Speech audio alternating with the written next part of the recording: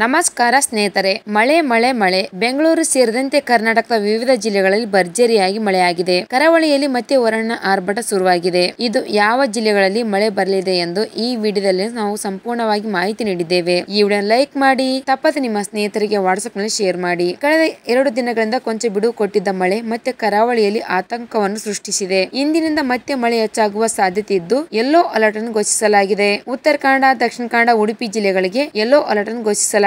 ಬಾಗಲಕೋಟೆ, ಬೆಳಗಾವಿ, ಬೀದರ್, ಧಾರವಾಡ, ಗದಗ, ಹಾವೇರಿ, ಕೊಪ್ಪಳ, ಕಲಬುರಗಿ, ರಾಯಚೂರು, ವಿಜಯಪುರ, ಯಾದಗಿರಿಯಲ್ಲಿ ಮಳೆಯಾಗಲಿದೆ.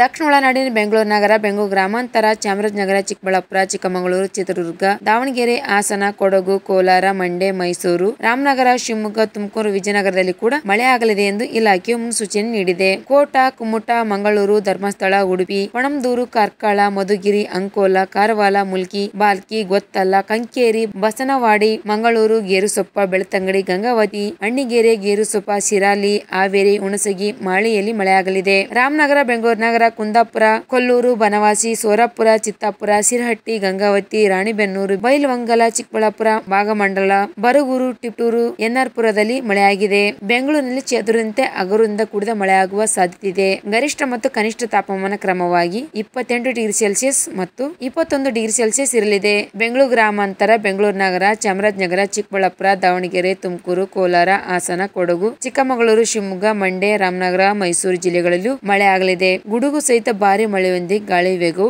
30 ರಿಂದ 40 ಕಿಲೋಮೀಟರ್ ಇರಲಿದೆ.